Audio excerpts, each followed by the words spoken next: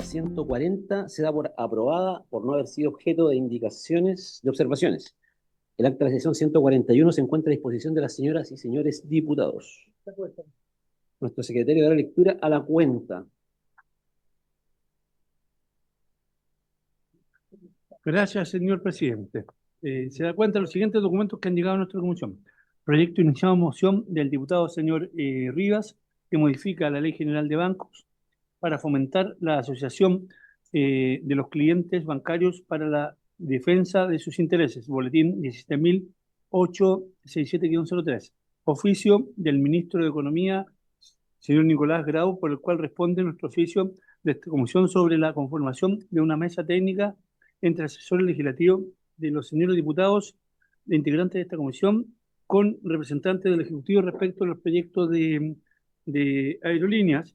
Y al efecto, nos dice que, que nos indica que ha designado al señor Juan Ignacio Bugueño, coordinador legislativo, y a la señora Antonia Sánchez, asesora legislativa, para representar al Ejecutivo en dicha instancia, y que la referida mesa fue constituida el jueves 3 de julio mediante la creación de un canal de comunicación entre los asesores de los diputados. Y ya está en funcionamiento dicha mesa. Oficio del secretario general de la corporación, el señor Miguel Landero, por el cual comunica el envío del proyecto de ley que modifica, que introduce beneficios a la clase media, modifica la tributación de las pequeñas y medianas empresas, reduce exenciones y modifica otras disposiciones correspondientes al boletín 17.705, correspondiente originalmente remitido a la Comisión de Hacienda. Oficio número 70 de la presidenta del Banco Central, señora Rosana Costa, por el cual remite minuta con su opinión sobre los proyectos de ley refundidos acerca de la eliminación de la unidad de fomento. En determinados casos, boletines 15.779 y 15.783. Oficio del secretario general de la Corporación, por el cual comunica el envío del proyecto de ley que suspende por el plazo de 5 años la inscripción de taxis colectivos en el Registro Nacional de Servicios de Transporte de Pasajeros, boletín 17.695-15, una vez que sea despachado por la Comisión de Obras Públicas, Transporte y Telecomunicaciones. Oficio del secretario general de la Corporación, por el cual informa que el señor Miguel Ángel Calixto retira su firma a los proyectos de ley sobre unidad de fomento. A continuación, voy a dar lectura a las confirmaciones para el día de hoy.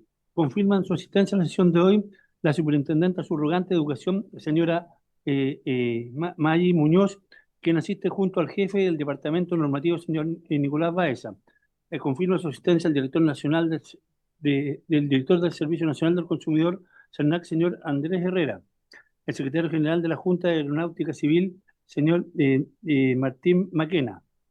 Excusan su asistencia al ministro de Economía, señor Nicolás Grau, por tener compromisos previamente agendados. Expresa su disposición para asistir a una próxima sesión en que se aborde el punto 1 de la citación, que se refiere a los recientes nombramientos realizados por esta cartera de Estado para conformar el Consejo Consultivo de Empresas de Menor Tamaño.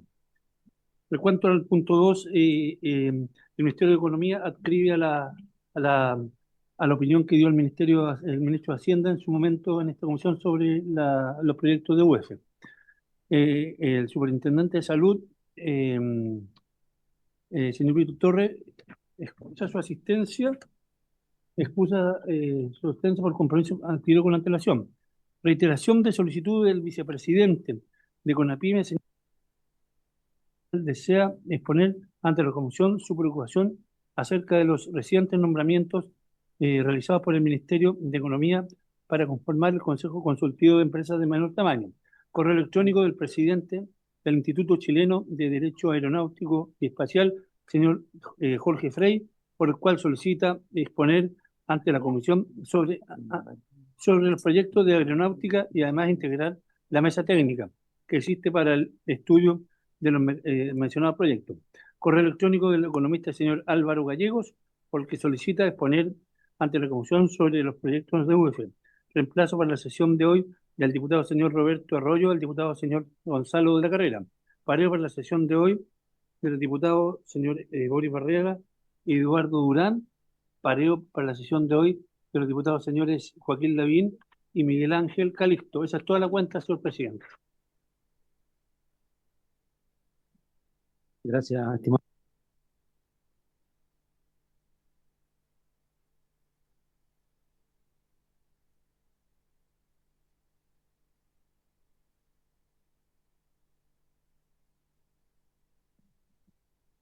Muchas gracias, presidente. Saludarlo a usted, a los asesores que nos acompañan hoy día, a los colegas.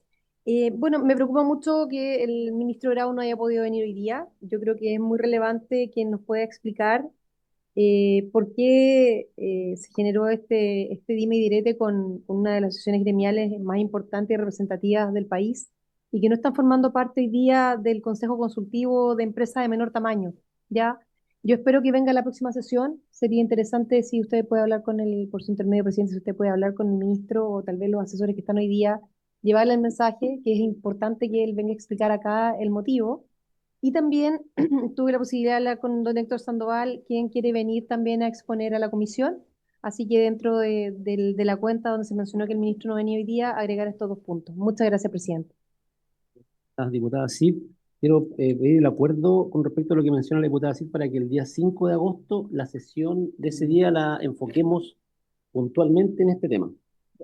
Si podamos invitar al ministro y también a los representantes de las organizaciones. ¿Les parece? ¿Hay acuerdo? ¿No hay acuerdo? ¿Habría que votarlo, Álvaro, si no hay acuerdo? Ya. Diputado Manuchelli. Eh, Presidente, yo creo que si bien el tema puede ser relevante, creo que enfocar solamente la comisión especialmente para este tema, dejando de lado la discusión de mociones y la discusión parlamentaria, creo que no es del todo correcto. Yo creo que lo que pudiésemos hacer es quizás convocar a una sesión especial para poder discutir este tema o poder repartir el tiempo en la discusión de las mociones parlamentarias. Creo que eso sería importante fundamentalmente porque también yo creo que la ciudadanía espera de nosotros que podamos sacar adelante las leyes que son necesarias y darle al debate parlamentario continuidad. Diputado Manuchelli, bueno, no habiendo acuerdo, el procedimiento sería votarlo. Diputada Baiste tiene la palabra igual y el Sí, no, es sobre el punto. Yo adhiero absolutamente a la propuesta, la petición propuesta a la diputada Cid, en sesión o comisión especial no estoy de acuerdo. Creo que esto es un tema que hay que darle relevancia. El ministro ha estado bastante esquivo a dar explicaciones respecto a por qué excluyeron a gremios importantes en el Consejo de Empresas de Menor Tamaño y son ellas las que representan precisamente los temas que nosotros abordamos acá, incluyendo UEF, incluyendo la indemnización de 11 meses y todos esos temas. Además, propuestas que para mi gusto son absolutamente populistas y que no requieren un proceso de urgencia en el análisis incluso, pero ya está determinado así. Yo digo que esto se trate en sesión ordinaria, me parece muy bien que sea el 5. Gracias. Sí, presidente, gracias. No me parece haberlo escuchado en la cuenta. Hay una solicitud de la Confederación Nacional de Taxis Colectivos de Chile para venir a manifestar su profunda preocupación ante la conformación del Consejo Consultivo de Empresas de Menor Tamaño. Así que yo creo que está. Sí, justamente. Lo que pasa es que estuve viendo ahí, no aparecía en el. Gracias.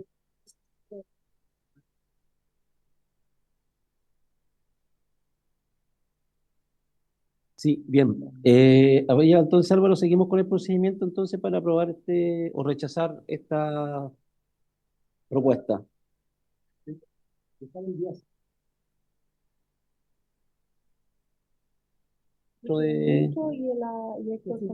Ya, tratar en la próxima sesión, que es el 5 de agosto, el tema del Consejo Consultivo de Empresas de Menor Tamaño, invitando al ministro Grau y a los representantes, no, a los representantes, más de uno. Tenemos solicitudes de FEDETUR, de la multigremial, de la CONAPYME, de Achiga, tenemos solicitudes por todos lados por ese tema. Se dejó a varias empresas muy representativas que han estado históricamente representadas en ese consejo y lamentablemente hoy día no están. Entonces, es muy importante poder escucharlas, Álvaro.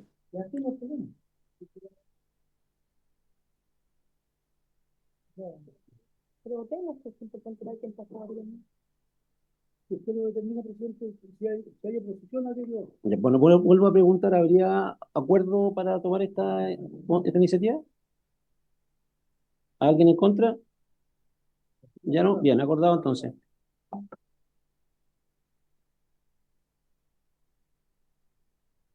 Ahora sobre la cuenta nuevamente. Ya, yo quiero acá el punto número 11 de la cuenta. El señor Álvaro Gallegos solicita exponer ante la comisión sobre los proyectos de la UEF. ¿Ya? Él está preparado hoy día, si no me equivoco, para poder exponer. Entonces también es solicitar el acuerdo para eso. Punto 11. Es el economista, el señor Álvaro Gallegos. Y tenemos espacio porque el ministro como no va a estar. Entonces, ¿habría acuerdo para eso? Sí. Bien, perfecto, acordado. Que exponga. Bien. Avanzamos entonces. Ofrezco la palabra sobre varios.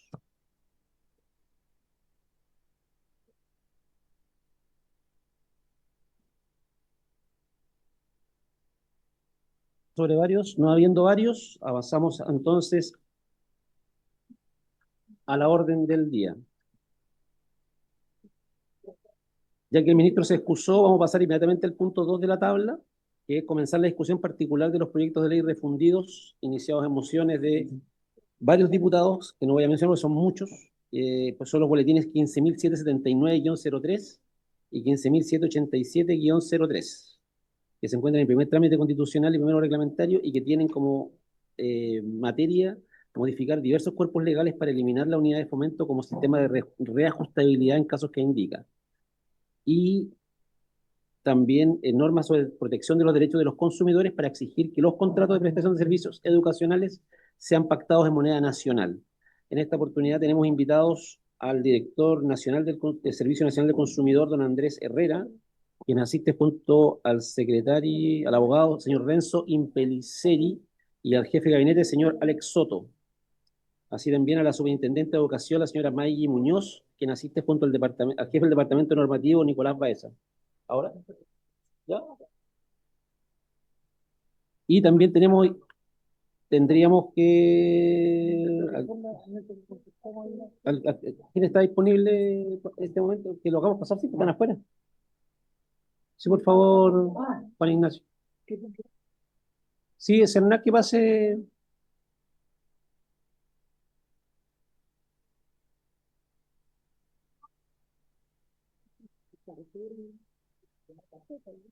Sí, escuchamos a Cernac y posteriormente escuchamos al señor Álvaro Gallegos. Darle la bienvenida ahora, Andrés, a usted, a su equipo. Siempre usted atento a acompañarnos en estas discusiones tan interesantes para la ciudadanía. Así que tiene la palabra para que hablemos acerca de la UEF y su impacto. Buenas tardes, señor presidente. Un saludo a las señoras diputadas y diputados. Muchas gracias por la invitación. Vamos a abordar las mociones que están refundidas respecto de la expresión en pesos de los cobros en contratos de adhesión, particularmente en mercados que se indican, y su relación con la unidad de fomento. En términos generales,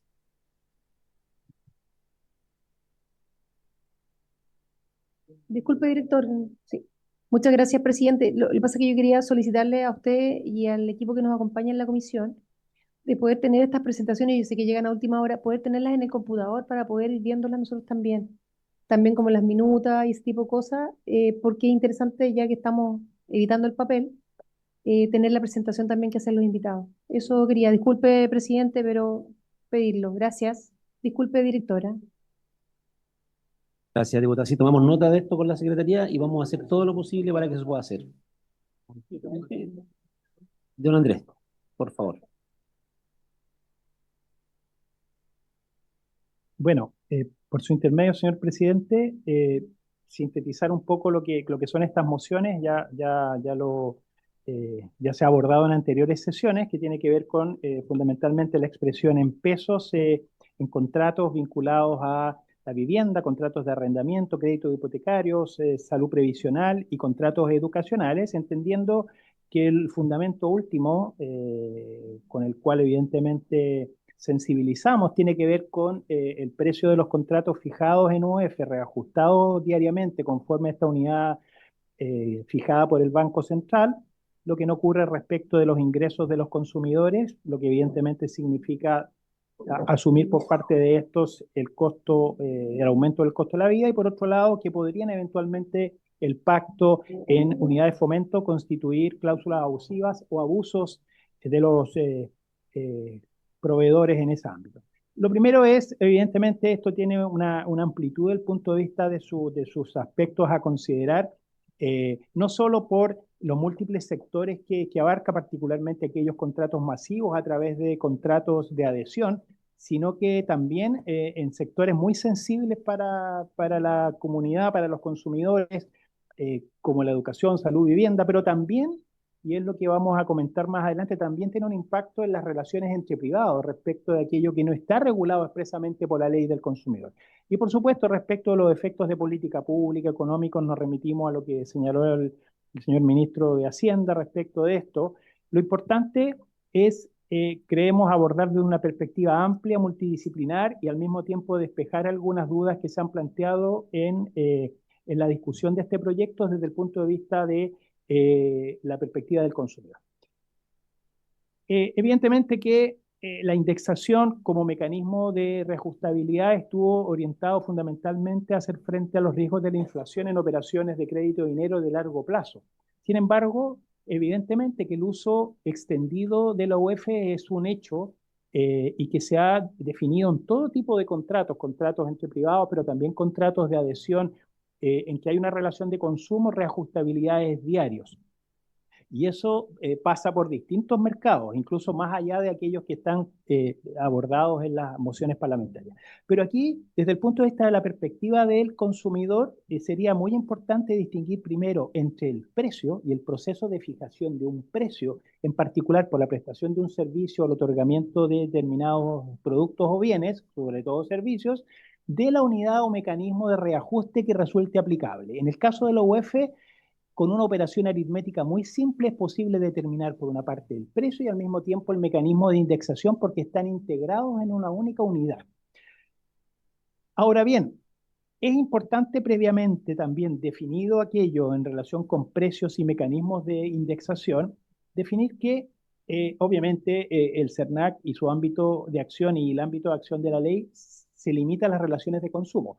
Y acá lo que vemos es que en el caso, por ejemplo, de los contratos de arrendamiento, puede darse situaciones en que no estén regidas por la ley del consumidor. Estamos hablando de relaciones entre privados, en que una persona natural, no se dedica habitualmente, por ejemplo, al desarrollo de actividades o a la prestación de servicios de arrendamiento.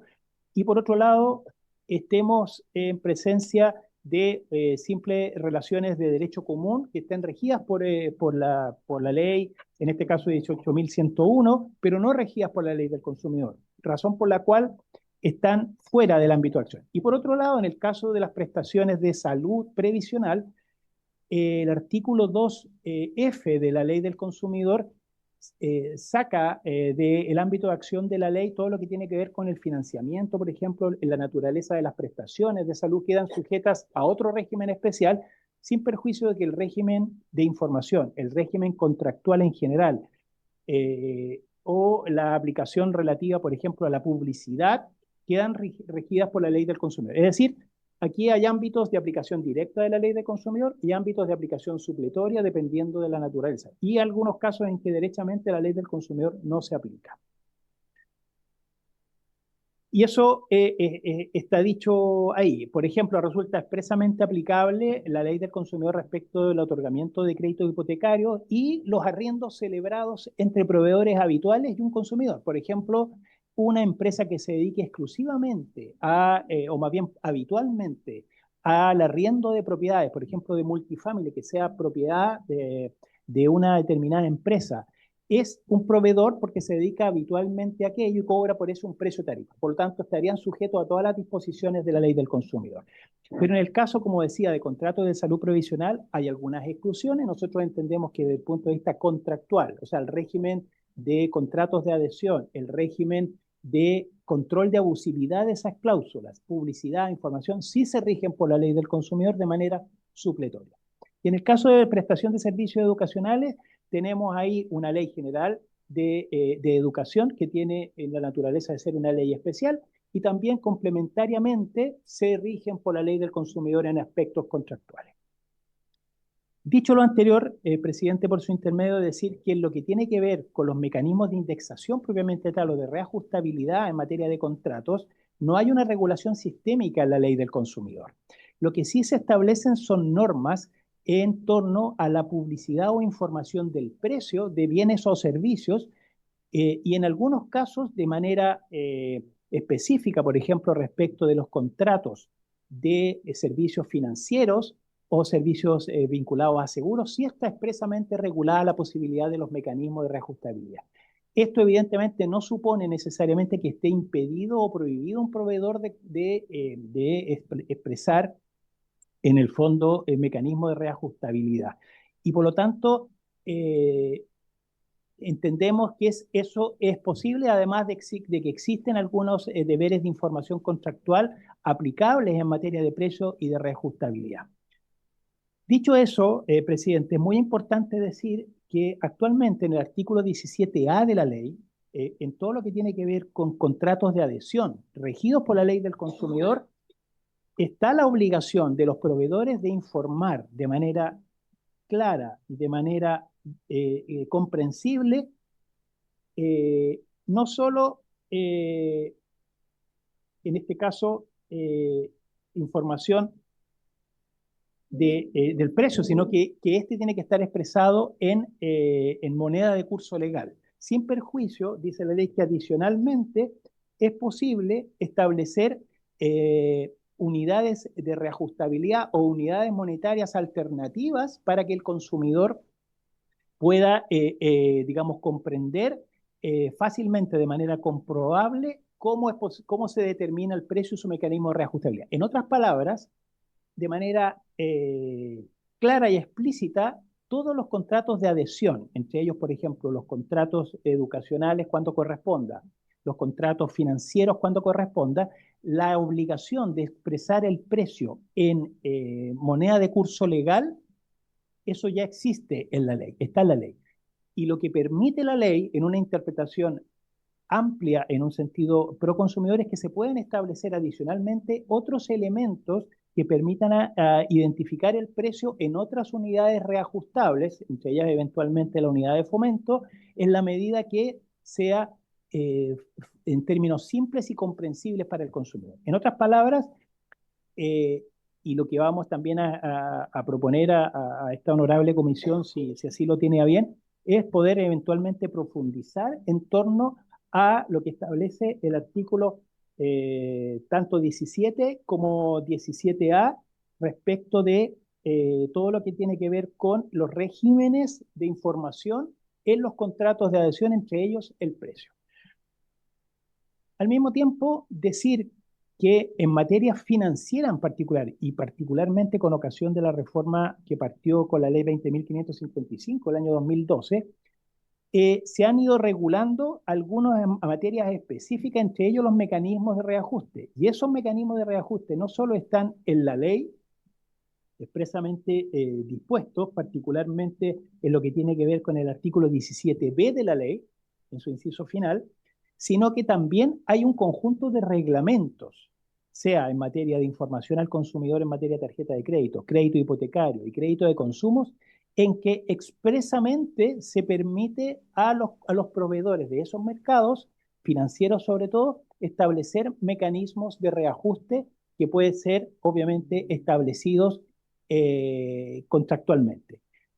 Lo que además establece el artículo 17b en relación con estos reglamentos es un conjunto de elementos conforme a los cuales se deben fijar los mecanismos de reajuste. Y eso tiene que ver que, primero, no dependan de la sola voluntad del proveedor, se basen en condiciones objetivas y sean directamente verificables por el consumidor. Y eso en el entendido que se trate de indicadores de reajustabilidad fijados por una autoridad competente dentro del marco de sus atribuciones, dentro de los cuales, por ejemplo, puede estar la UEF, en el sentido de que es un indicador basado en criterios objetivos que no depende de la mera voluntad del proveedor. Esas son reglas que están establecidas a propósito de los contratos financieros.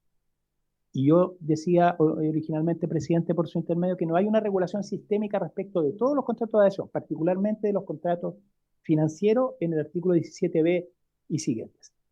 Pero además quisiera llamar la atención, presidente, en que en un reglamento reciente que fue dictado el año 2023 sobre la base de una reforma que se hizo a la ley en 2021, expresamente se establece que, por ejemplo, ciertos créditos fijados en UEF en el mismo reglamento están exceptuados a ciertas exigencias de solvencia por parte de los proveedores. Es decir, el mismo, digamos, regulador reglamentario reconoció la existencia de la UEF, como también se hace en la ley, en la última reforma también de la ley de fraudes, la ley 20.009, que establece límites de, por ejemplo, 35 UF para distinguir hasta qué monto están obligados los proveedores financieros a responder. En otras palabras, la regulación reglamentaria ha reconocido la existencia de la unidad de fomento en todo esto, lo que no quita que, como decía, ya está establecida la obligación por parte de los proveedores de expresar los precios en moneda de curso legal, sin perjuicio de otras unidades en que se pueda convertir. En síntesis, hay obligaciones en la ley del consumidor de carácter general, como por ejemplo la obligación de informar el precio, por una parte. Eso está en el artículo 30 de la ley. Bienes y servicios tiene que informarse el precio. Por otro lado, esta es una información básica comercial, lo que significa que los proveedores están obligados a informar el precio. ¿Cómo debe informarse el precio? En moneda de curso legal, artículo 32 de la ley. Además, como refuerzo de aquello, el reglamento de e-commerce que fue dictado el año 2021 habla del costo total. Y eso habla de que el precio que se determinó unidad reajustable, sujeto a reajuste, se debe indicar claramente en ese sentido e informar el valor de curso legal al momento de la contratación. Es decir, el regulador reglamentario reconoce que incluso en las compras online se puede fijar un precio en unidades reajustables en la medida que también se informe el valor en moneda de curso legal. En otras palabras, información sistémica, tanto de normas legales como reglamentarias, indican que la obligación de informar de los precios en moneda de curso legal ya está establecida en la ley. El reconocimiento de la unidad de fomento está reconocido en distintas normas reglamentarias, que es importante que el consumidor conozca el precio en pesos chilenos. Eso está reconocido, sin perjuicio de que adicionalmente se le presente información en otros montos. Por ejemplo, podría ser un precio equivalente a 100.000 pesos y en su equivalente a unidad de fomento a tanto. Eso cumple con el estándar general de la ley desde este punto de vista. Ahora, luego podré hacer algunas precisiones de algunos mercados que son muy, muy específicos. Otra de las dudas que surge a partir de esta discusión es si con ocasión de la indexación de precios en UEF o los mecanismos de reajustabilidad es per se una cláusula abusiva. Nosotros no podemos sino comprender la situación que pasan muchas familias desde el punto de vista de cómo solventar gastos de servicios particularmente esenciales para su vida que aumentan de precio permanentemente. Pero quisiera decir desde el punto de vista de la lógica de la ley del consumidor, en primer lugar, que implícitamente es posible establecer, no hay una regulación específica en la ley, pero es posible establecer mecanismos de reajustabilidad. ¿Por qué? Porque eso no significa una variación del precio, sino que lo que significa es, en definitiva, revalorizar el precio y no asumir, no asumir efectivamente los costos de la inflación. Entonces, lo que podemos decir es que la fijación de mecanismos de reajuste en cualquier contrato de adhesión regido por la ley del consumidor no se considera abusiva. ¿Y por qué? Porque la ley del consumidor, particularmente en un artículo que es el 16G, establece el estándar general de abusividad de los contratos, dado que la normativa del consumidor es una normativa protectora que protege a la parte más débil del contrato, que es el consumidor. ¿Y qué es lo que dice el artículo 16G? Que se considera abusiva una cláusula cuando es contraria al principio de buena fe y que genera un desequilibrio importante en perjuicio del consumidor. ¿Y eso qué significa? Son conceptos jurídicos y en definitiva lo que hace la ley es hacer una ponderación de hasta qué punto se pueden aceptar ciertas cláusulas en la medida que generen un desequilibrio importante y no considera sino factores jurídicos, no factores exógenos. ¿Y estos factores exógenos qué pueden ser? Por ejemplo, la circunstancia de que una persona, un consumidor, ha quedado sin trabajo. Es una circunstancia exógena al contrato y lo que hace el contrato es si el contrato en sí, las cláusulas establecen, por ejemplo, facultades demasiado exorbitantes en favor del proveedor y no así del consumidor. Si le establecen, por ejemplo, cláusulas penales, multas por meros incumplimientos serían abusivas.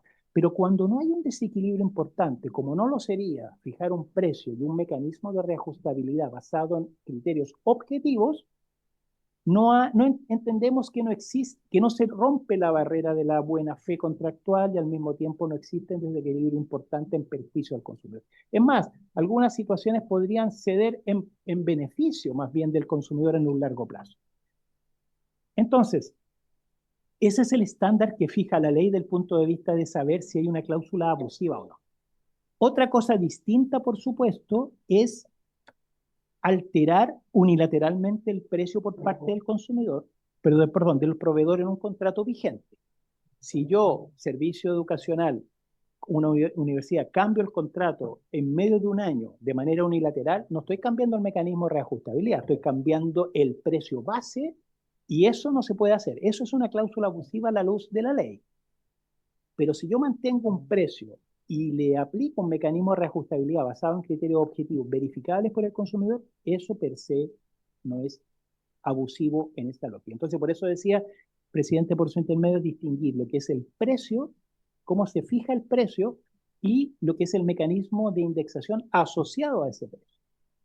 Entonces, entendemos que la reajustabilidad comúnmente entendida, por ejemplo, con una unidad tributaria, unidad tributaria, unidad de reajustabilidad como la UEF, no genera un desequilibrio per se en las obligaciones del contrato, en el entendido, por supuesto, que las fuentes de ingreso del consumidor pueden no estar indexadas eso todo lo entendemos, eso está muy claro, pero eso para la lógica de la ley es un factor exógeno a la ley. En síntesis, siempre que un proveedor informe el precio en moneda de curso legal, que esté unido adicionalmente para temas de información al mecanismo de reajuste, no estamos per se necesariamente en una cláusula abusiva. Evidentemente que se pueden producir vulneraciones y abusos, por supuesto que sí. ¿Cuáles podrían ser, por ejemplo, aquellos? Doble reajuste, que lo que haga en el fondo es por ejemplo, UF más IPC, que lo que encubre es un aumento del precio fijado, y eso puede ser una modificación unilateral de un elemento relevante de un precio, por ejemplo, de un contrato de arrendamiento regido por la ley, y eso significa aumentar artificialmente el precio. Eso ya está sancionado por la ley, eso es una modificación unilateral. Por ejemplo, un mecanismo discrecional o no comprobable respecto del reajuste, que alguien diga, esto se va a aumentar en un 30% anual por concepto de mecanismo de reajuste. Eso no está basado en ningún criterio objetivo fijado por una autoridad competente en el ámbito de sus atribuciones. O que sea una fórmula de cálculo compleja para el consumidor tampoco. Modificaciones unilaterales en general, sea del precio pactado o de los mecanismos de reajustabilidad. Si el precio está en pesos y en UF y se cambia el régimen de reajustabilidad, por ejemplo, para la variación de los últimos 3 meses del IPC, hay una variación del contrato, más allá de que se puede aplicar el mismo reajuste. Y hay incumplimientos contractuales también, presidente, por su intermedio, en el sentido que la cláusula se establezca conforme a derecho, pero la ejecución o la aplicación de ese contrato hayan, evidentemente, vulneraciones a la ley. Se establezca el OF, pero se cobre 30% de reajuste anual, por ejemplo. Entonces, bueno, el hecho de pactar los precios en pesos o en moneda de curso legal está en la ley, y la ley, como ya decía, no infringe los mecanismos de reajuste por sí solos, la ley más allá de que no están sistemáticamente regulados. Hemos hecho algunos alcances, presidente, por su intermedio, respecto de sectores en particular. No sé si hago aquello, pero tenemos también algunas propuestas que hacer. Si me permite, presidente, por su intermedio, ahí puedo dejar lo que tiene que ver con las propuestas sector por sector. Ahí, entre otras cosas, por ejemplo, distinguimos entre lo que son en el sector educacional, por ejemplo, pagos en un solo momento de ejecución inmediata, como puede ser cuota de incorporación, como puede ser también el pago de una matrícula que se hace en un momento determinado, en un monto determinado, y algunas ejecuciones de servicios de tracto sucesivo que se van dando en el tiempo, como por ejemplo aranceles que se dan en el curso de un año. Sin embargo, en ambos casos, y hay ejemplos de aquello, hay universidades, hay colegios que fijan, que expresan matrícula y aranceles en pesos y incorporan implícitamente en ese precio el mecanismo de reajustabilidad proyectado para ese año. Y eso, si está basado en elementos objetivos, si eso es información transparente para el consumidor, cuestión que se puede profundizar con algunas propuestas que podemos hacer, eso es legal al amparo de la ley del consumidor, y eso se puede, sin perjuicio de eso, se puede digamos, afinar. Entonces, hay algunos argumentos también respecto del sector salud, en el sentido de que hay una aplicación supletoria de la ley del consumidor en algunos ámbitos, y en el caso de crédito hipotecario, entendemos que ya se han planteado algunas situaciones particulares en relación con esos créditos que son de muy largo plazo. Y ahí es muy distinto que un crédito digamos, una prestación de corto plazo de un año o de 6 meses comparativamente con el caso de un crédito hipotecario que puede ser 25 o 30 años. Y lo que tiene que ver con las viviendas, presidente, ya decía que pueden haber un ámbito que quede fuera del ámbito de la regulación de la ley del consumidor, que sea, por ejemplo, arrendamiento entre privados, regido por el derecho común, o, por ejemplo, un proveedor respecto de una pyme que también no está fuera, un local comercial, por ejemplo, fuera del ámbito de la ley cuando corresponde.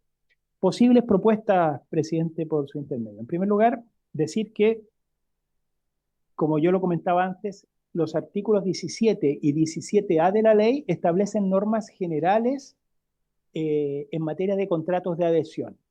Eso sería perfecto. Y dentro de las obligaciones que establecen es la expresión de los precios en moneda de curso legal. Esos dos artículos se podrían fortalecer desde el punto de vista de ciertos mercados o de ciertas obligaciones para los proveedores en contratos de adhesión, y sería quizás una técnica legislativa adecuada abordarlo ahí.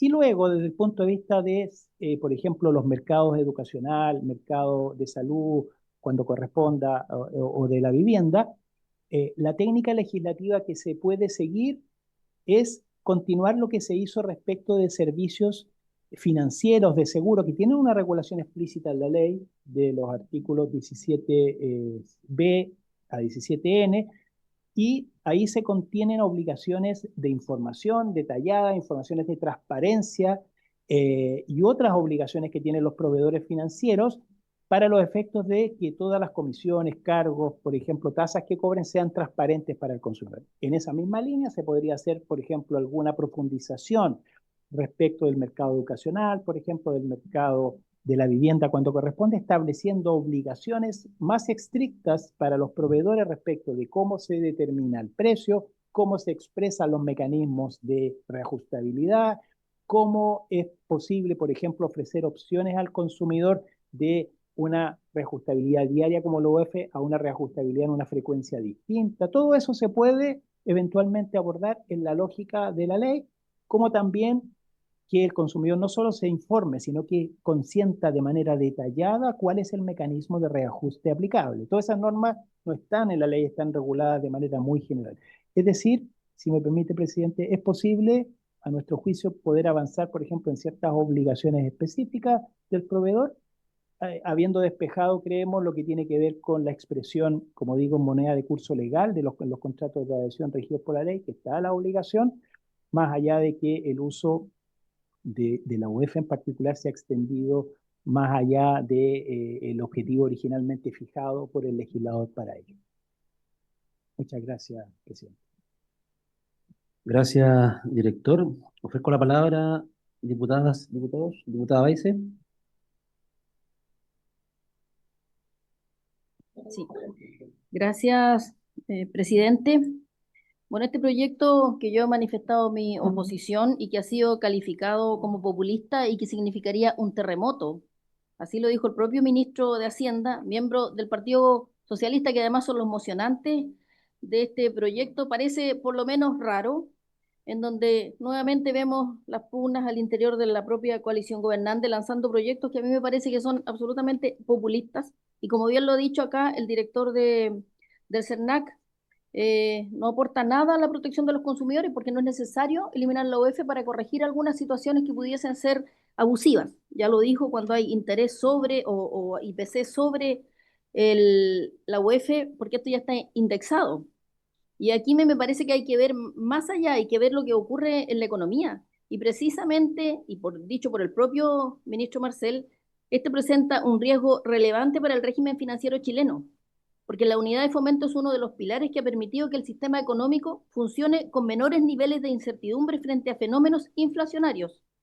Al indexarse a la inflación permite mantener el poder adquisitivo en el tiempo de contratos de largo plazo, como los créditos hipotecarios, resguardando tanto a consumidores como oferentes. Uno de los temas fundamentales acá es la dificultad para acceder al crédito, porque evidentemente los intereses van a subir y los plazos se van a cortar y las familias de clase media, sobre todo, no van a tener la capacidad para poder soportar las cuotas que se podrían establecer con un crédito que va a ser a menor plazo, que sería muy a menor plazo, y eliminar su uso en sectores estratégicos como la educación, la salud o los arriendos puede parecer socialmente justo, pero desconoce la lógica técnica que motivó su creación, que es justamente proteger la estabilidad financiera y generar incentivos al ahorro en una economía que estructuralmente ha tenido dificultades en ambas áreas.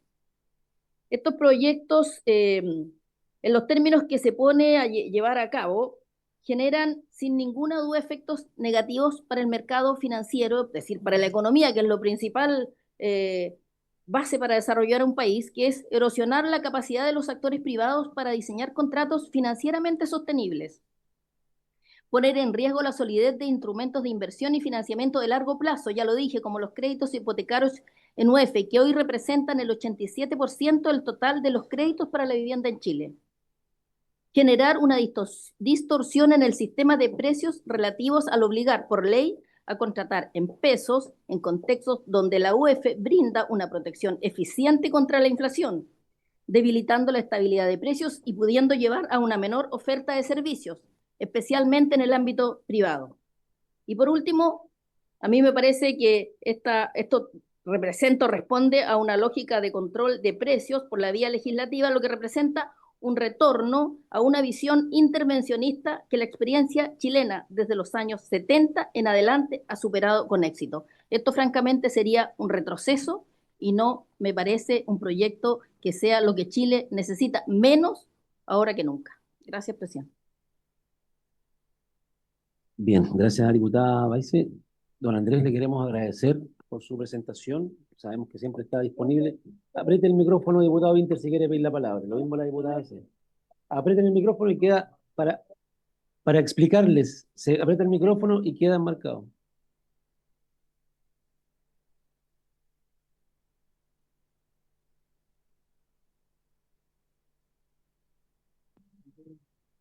Gracias, colega. Presidente, por su intermedio, preguntarle al director del CERNAC.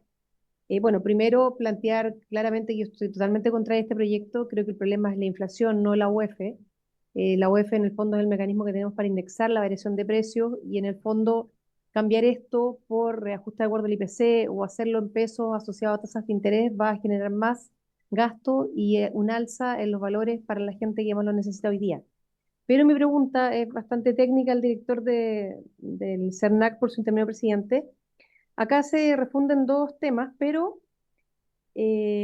acá dice que hay uno que en el tema escolar, ¿ya? Que no se puede hacer en UF, pero que sí sea con reajuste en pesos de acuerdo, perdón, que sea en pesos pero reajustado de acuerdo al IPC. Quería preguntarle al director por su intermedio, ¿qué es más beneficioso hoy día en el mercado para una persona? ¿Que sea un trato en UF o que sea un trato en pesos reajustado de acuerdo al IPC? Eso. Es más caro con IPC.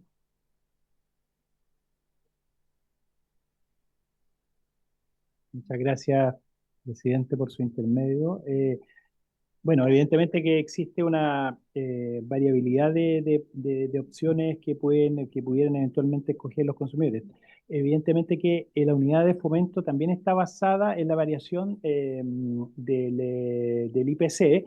Eh, yo creo que ahí el punto clave es la frecuencia de que se considere para efectos de la variación, probablemente dependiendo de la naturaleza de los contratos. Por ejemplo, un contrato de arrendamiento que esté regido por la ley del consumidor, en la generalidad de los casos será más beneficioso una frecuencia lo más amplia posible, semestral o anual, según corresponde. Y los casos de educacionales, de servicios educacionales, son contratos anuales por regla general, razón por la cual la verdad es que desde el punto de vista de un mecanismo claro y simple para el consumidor, a nuestro juicio, tal como lo establece la ley, debe estar expresado en pesos y incorporada el mecanismo de reajustabilidad de manera tal de darle certidumbre al consumidor respecto, por ejemplo, del pago de un arancel que sea fijo todos los meses.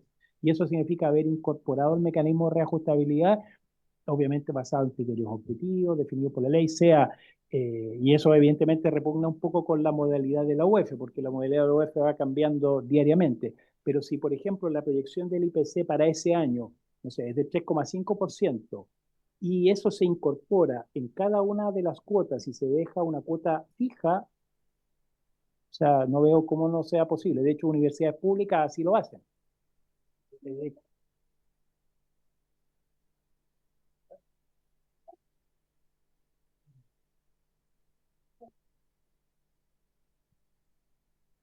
Lo que pasa es que evidentemente que para el consumidor va a ser lo mejor, va a ser lo más barato posible. Lo que pasa es que en el entendido de que los proveedores van a fijar un mecanismo de reajustabilidad y con eso no va a fijarse, no va a alterarse el régimen de abusividad del contrato, mientras más bajo sea ese monto o se aplique en términos simples de manera tal de que el consumidor pague un monto en pesos, fijado con la proyección del IPC estrictamente del periodo que corresponde, sería una cuota fija. Pero esto de estar más allá de que digamos, de la modalidad es más compleja, de estar modificando día a día con la UEF, evidentemente que incorpora un elemento de incertidumbre, más allá de que a largo plazo, en el término de un año, el monto de reajuste puede ser el mismo. En otras palabras, el pago de un arancel o de una matrícula debiese estar expresado para claridad del consumidor lo más simple posible, en el entendido que, insisto, que se pueda incorporar un mecanismo objetivo de reajustabilidad, pero el mecanismo de reajustabilidad ojalá fuera cero para el consumidor. Ojalá fuera cero, pero sabemos que la inflación no es cero. Perdón, y lo último, presidente, si me permite, una cosa es eso y otra cosa es la modificación del precio base, que es otra cosa. Que Gracias, director. Eh, Vamos a dejar la pregunta de la diputada Sofía Cid. Ya la hizo, ¿cierto? Ya, entonces, para que la pueda pensar, por último, antes de retirarse el director, diputada Cid, si usted quiere acercarse al director. Diputada Bravo y luego... Presidente, solo reiterar la petición si pueden hacerse los comentarios o consultas después, porque si no, no va a poder exponer el señor Álvaro Gallego. Por favor, le solicito eso a los colegas por su intermedio. Sí, si es que están de acuerdo, diputado Inter, de esperar por la pregunta, denle, diputado Inter. No, es que lo mío, Ahí está, ahí está. lo que pasa es que lo que yo interpreté de la pregunta de la diputada, sí.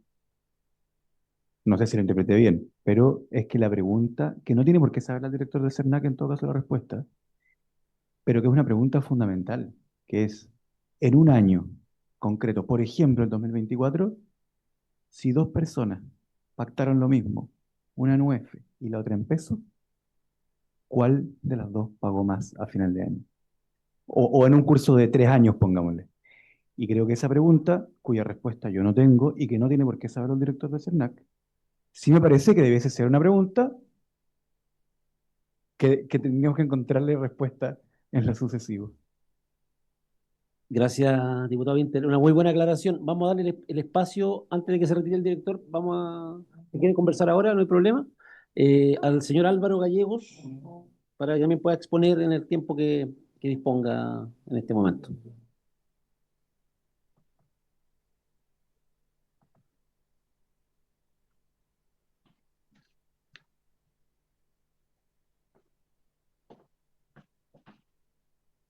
¿Puede encender el audio, don Álvaro? Está encendido, estimado presidente. ¿Me escuchan?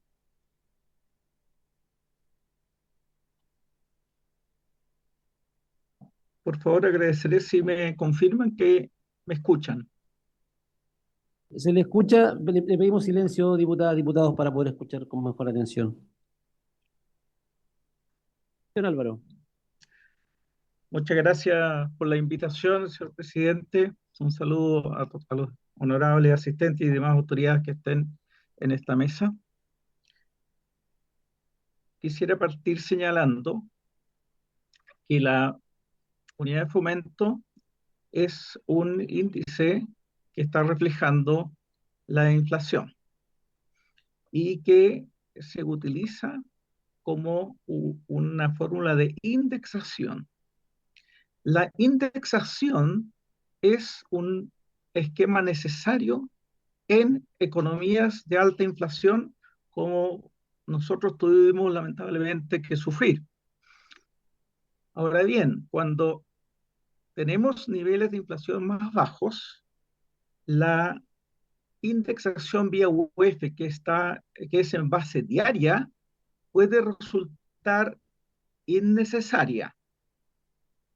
Por ejemplo, en Estados Unidos, que tienen inflaciones del orden del 3-5%, no existe un indicador como la unidad de fomento. Y en general, en ninguna economía, es una particularidad nuestra, chilena, que en alguna oportunidad seguramente tuvo razón de ser introducida para proteger los intereses de las partes contratantes, tanto la parte acreedora como la parte deudora, o aquella que ofrece el servicio, cuando no estamos hablando de contratos financieros, con aquella que lo está demandando. Para ambas partes, la indexación es beneficiosa por cuanto protege los intereses de ambas partes y les da certidumbre respecto del verdadero valor en el cual están acordando la transacción. Entonces, la primera cuestión que hay que afirmar es que la indexación es una fórmula beneficiosa para tanto los consumidores como para la economía en general, en la medida que está resguardando los intereses de cada quien. Segundo, en términos económicos, la indexación permite que los actores económicos puedan operar sobre una base más cierta respecto del riesgo de inflación, porque la inflación genera distorsiones. Y si uno entonces puede tomar un seguro a través de una indexación, es evidentemente que eso genera beneficios para el funcionamiento de la economía en general. Ahora bien, como insinué hace un ratito, mientras más alta la inflación, mayor es la necesidad de la indexación o mayor es el beneficio de la indexación. Cuando los niveles inflacionarios de la economía son bajos, entonces obviamente que esos beneficios disminuyen, sin perjuicio que continúen vigentes. Ahora bien, cuando una inflación, una economía tiene inflación del orden del 5%, como el caso chileno, que además tiene una meta inflacionaria que persigue el Banco Central del orden del 3%, la verdad es que una inflación, perdón, una indexación diaria puede tener más perjuicios o inconvenientes que beneficios. En esa mirada, también hay que tener presente que, por lo tanto, el plazo de los contratos juega aquí un rol clave. A mayor plazo de los contratos, más beneficiosa es la indexación, pero se vuelve poco útil cuando los plazos son cortos. En consecuencia, perdón, y hay una tercera, perdón, variable, que es la volatilidad de los índices inflacionarios, que en el caso nuestro estamos hablando de los IPC mensuales, las variaciones mensuales de inflación. Si la volatilidad de esos indicadores es baja, nuevamente, la indexación diaria pierde sentido, porque no hay una variación muy importante en el precio cada día, sino que es más bien muy pequeña. Ahora bien, un elemento clave para medir o para tener una fórmula de indexación adecuada es la frecuencia de pagos que tiene el contrato. Entonces, cuando tenemos pagos diarios, hay muy pocos contratos con pagos diarios, claro, la indexación diaria es mejor, es más adecuada. Pero como la generalidad de los contratos que tenemos en la economía son, y que afectan a los consumidores son mensuales, como por ejemplo los arriendos o los arriendos hipotecarios o los pagos educacionales, por servicios educacionales, son mensuales esos pagos, entonces carece de sentido en un ambiente de inflación moderada, en un ambiente de baja volatilidad de los índices mensuales, carece de sentido la indexación diaria. Y entonces, lo lógico es que se intente otro tipo de indexación. Creo que es necesario recordar que este problema de la incomodidad o irritabilidad de los consumidores respecto de las variaciones de UF ya fue abordada en el pasado por el Banco Central, que es la autoridad que tiene la facultad de establecer los sistemas de reajustabilidad. Y se introdujo en un momento dado el índice de variación promedio, de manera tal que aquellos deudores de vivienda no hubieran repentinamente incrementado su dividendo porque subieron los limones para Semana Santa, porque subieron los tomates para el 18 de septiembre.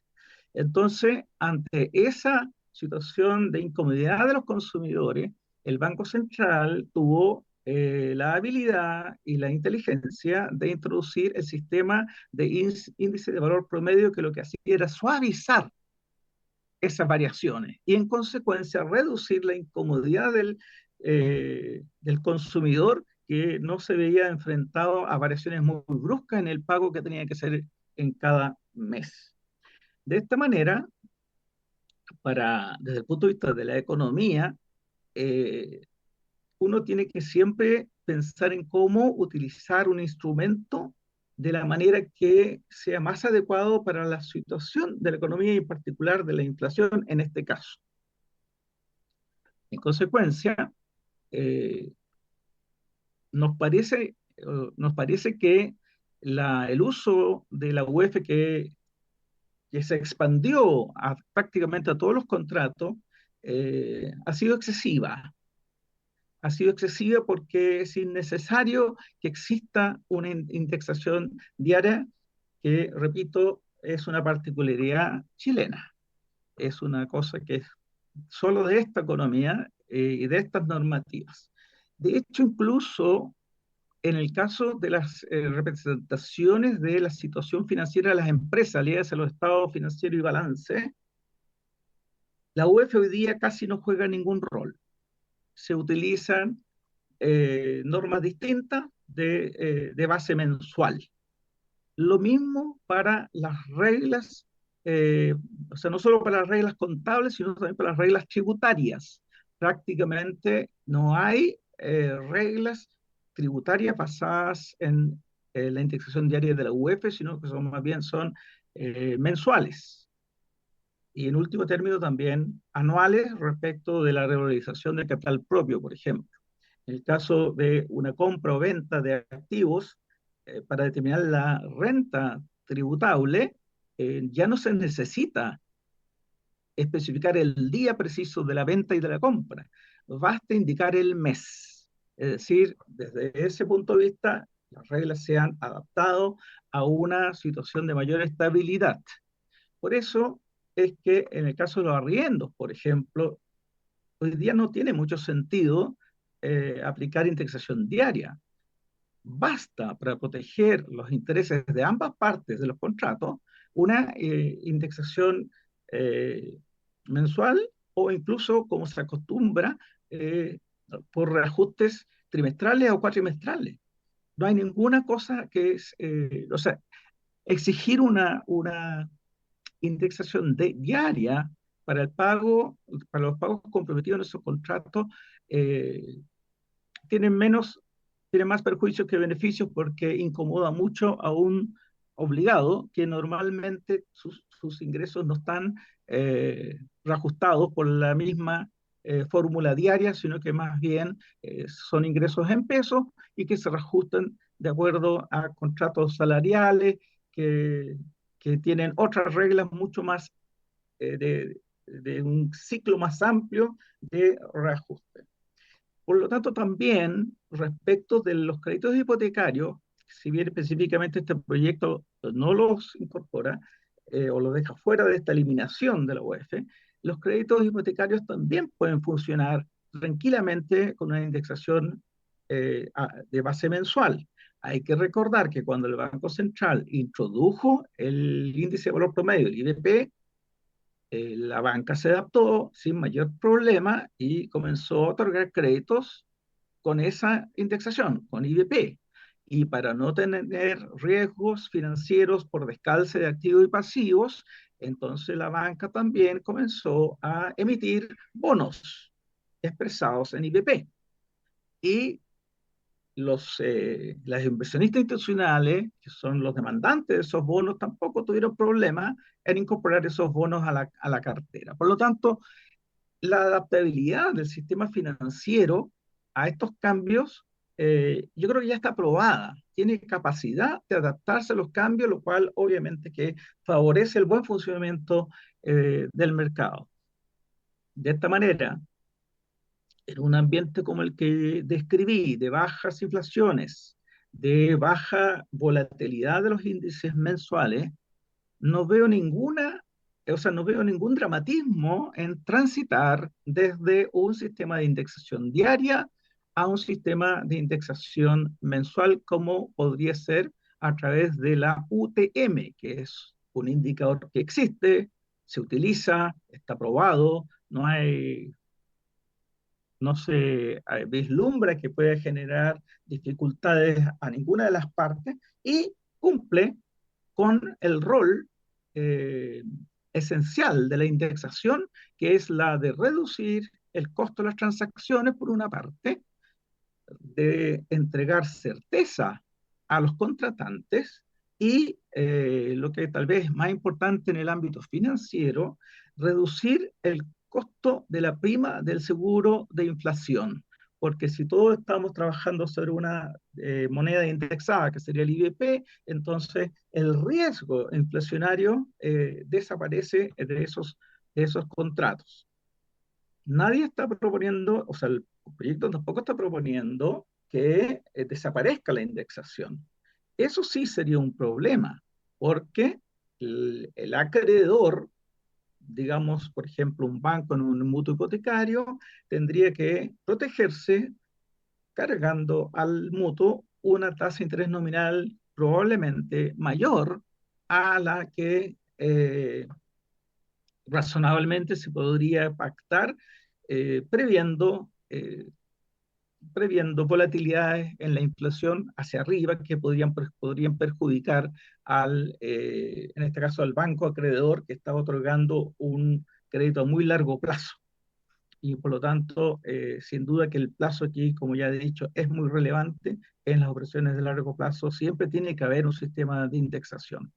Hay que recordar, además, que en otras economías que tienen niveles inflacionarios tradicionalmente más bajos, si bien existen algunos mecanismos de indexación que se aplican a instrumentos financieros, estos son de poca relevancia en el volumen total de instrumentos financieros que se transan en los mercados. Estoy pensando en los bonos indexados del Tesoro de los Estados Unidos, que es una proporción baja del total de bonos en circulación, y además su indexación no es diaria, ni siquiera es mensual, su indexación es trimestral, que de alguna manera responde a la estabilidad de precio de esa economía. En consecuencia, quisiera resaltar que los índices de indexación tienen que ir adecuándose a las circunstancias de la economía. Hoy en día, con nuestros niveles de inflación controlada, con nuestro esquema de política monetaria que sobre la base de los objetivos de inflación ha logrado mantener la inflación en niveles razonables, y cuando se ha escapado, se han aplicado las decisiones políticas monetarias adecuadas para volver a niveles razonables de inflación. Entonces nosotros tenemos que decir que es posible, sin causar mayor distorsión y sin causar daño a las partes contratantes, que la indexación deje de ser diaria, que eso es una exageración, y que puede pasar a ser mensual sin mayor problema, y siendo mucho más coincidente con las condiciones contractuales. Es más, me atrevo a apuntar que tener un índice de indexación diario como la UEF, que está hoy día en 39.000 pesos y fracción, que esa unidad a ese nivel de monto aún se siga informando con los 2 decimales detrás de la coma. Bueno, también es una exageración, ¿no es cierto? No aporta mucho eso, sería más simple tenerlo sin decimales detrás de la coma. Pero eso es un mero detalle. Lo importante es que, primero, la indexación es beneficiosa para la economía y para proteger los intereses de las partes contratantes. Segundo, la indexación tiene que adaptarse a las condiciones prevalecientes en la economía, y por lo tanto, si tenemos alta inflación, claro, usemos una indexación diaria. Pero si tenemos una baja inflación, eso carece de sentido y podemos pasar a periodos de adecuación de los contratos a una moneda dura a través de la indexación con plazos más razonables. Muchas gracias, señor presidente. Gracias, don Álvaro. Entonces la palabra.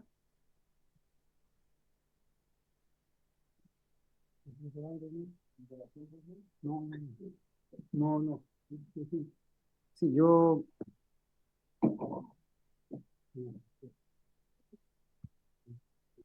No, solamente quería yo ser.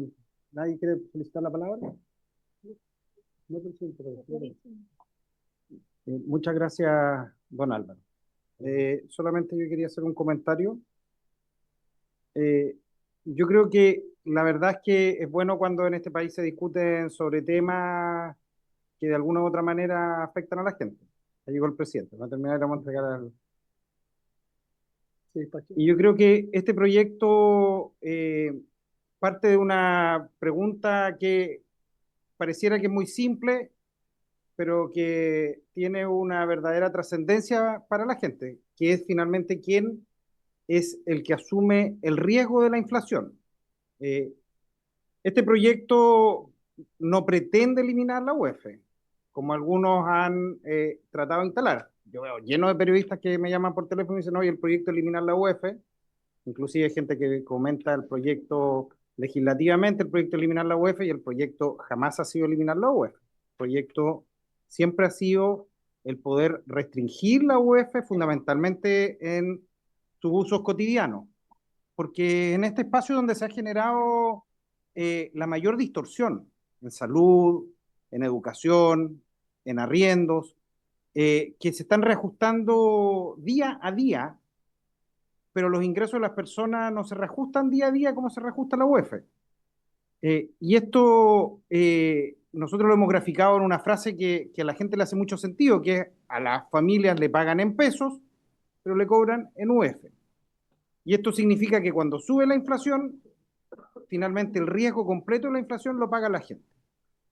El objetivo, evidentemente, de este proyecto no es terminar con la inflación. No buscamos, hay otras vías para terminar la inflación y ese tiene que ser un objetivo de fondo de cualquier gobierno y autoridad. Pero lo que sí busca es terminar con el abuso.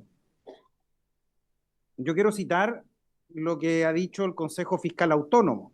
Lo dijo en su informe de noviembre, en su informe del año 2022. Y dice algo que creo que justamente hace sentido a este debate. Dice, una economía con contratos indexados puede generar inercia inflacionaria. Y eso implica que controlar la inflación se vuelve más difícil cuando muchos contratos están atados a la UEF. ¿Y esto por qué? Porque si tú tienes muchos precios que de alguna manera están amarrados al pasado, controlar la inflación se vuelve más complejo. Y parafraseando a quienes les gustan harto las metáforas, que la hemos escuchado harto estos días, si la inflación fuera la fiebre y la UEF fuera el termómetro, este termómetro mal usado no solo mide la fiebre, sino que de alguna manera también pudiese ayudar a mantenerla. El ministro de Hacienda y una serie de economistas, entre ellos el mismo economista Gallegos, han manifestado respecto de este proyecto que ve una serie de áreas donde se debería restringir el uso de la UEF, fundamentalmente con un énfasis muy fuerte en que podamos mantener la situación como se encuentra actualmente en los créditos de largo plazo. Y nosotros creo que tenemos que escuchar. No podemos poner en riesgo bajo ningún punto de vista el acceso a la vivienda. Y por eso creo que en la discusión en particular tenemos que dejar fuera justamente los créditos de largo plazo. Y creo que sí, este debate es importante el poder tenerlo sobre la mesa. Porque aquí, si bien es cierto, existe un área respecto de los créditos de largo plazo, tenemos una serie de situaciones que son abusivas en los créditos de corto plazo. Y existiendo esta situación que creo que tenemos que dar esta discusión en la materia de corto plazo, los contratos de corto plazo, creo que es absolutamente necesario también hacerse cargo en diversas aristas. Yo creo que tenemos que escuchar en materia de educación, por ejemplo, una situación que es bastante relevante el poner sobre la mesa respecto a los contratos que existen en educación, porque lo que nosotros hemos presenciado, que si bien los contratos se aplican en UEF, termina el periodo del contrato, es decir, no está en la cláusula, porque los contratos son anuales, de enero a diciembre, marzo a diciembre, y en el próximo contrato viene un alza. Normalmente no escrito en el contrato, pero la justificación de esa alza es todos los costos que se han ido creciendo en la sociedad. Es decir, no están en el contrato involucrados propiamente tal, pero sí están como un costo extra con la justificación de los costos de la sociedad. A mi juicio, nosotros tenemos que en la discusión en particular tener la capacidad de asegurarle a las familias, de alguna u otra manera, si no vamos a tener la capacidad de eliminar la UEF, por ejemplo, en el cobro educacional, sí asegurarles algo puntual, que es decir, que cuando una familia matricula a un joven en la universidad en primer año, si le van a decir que son 100 UEFs en primer año, ese tiene que ser el mismo arancel cuando termine la carrera. Porque lo que pasa hoy día es que matriculan a un niño en un colegio, matriculan a un niño en una universidad, y ese niño de repente le dicen al tercer año, al cuarto año, al quinto año, que ahora la matrícula y el arancel es el doble de lo que era antes. Entonces, ¿qué es lo que pasa con muchas familias? Tienen que sacar a esos niños de ese lugar donde ha forjado amistades, donde ha forjado un verdadero ambiente, y tienen que sacarlo con todo lo que implica eso para los niños. Yo creo que estas son materias que se deben discutir en la discusión en particular. Yo quiero también decir que a mí me parece bien que se abran discusiones respecto de temas. Se han hecho caricaturas, se han hecho epítetos, algunos por la prensa, yo los veo aquí mismo, no, eso es populismo, eso. Yo creo que las discusiones hay que darlas en serio. Y la parte más fácil de esto, simplemente decir, mire, ¿sabe qué? Esto no se puede porque se afecta el empleo, porque se afecta la estabilidad, no se puede. Esa es la parte más fácil cuando uno detecta abusos, porque la verdad es que cualquier persona con un mínimo de calle, tiene la capacidad de poder salir a la calle y darse cuenta que estos son temas que afectan a la gente. Yo creo que es bueno que sea este debate, y yo los invito a que demos un debate pensando en la gente. Presidente.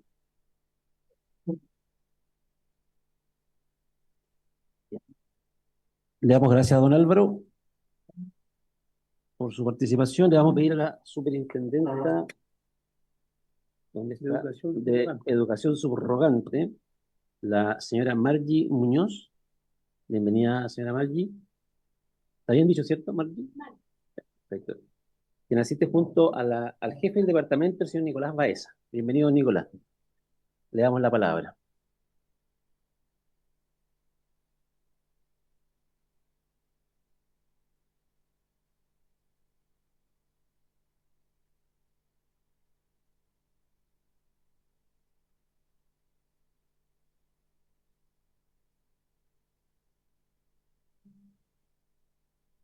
Ahí sí, por su intermedio, presidente, saludar a las diputadas y diputados de la comisión.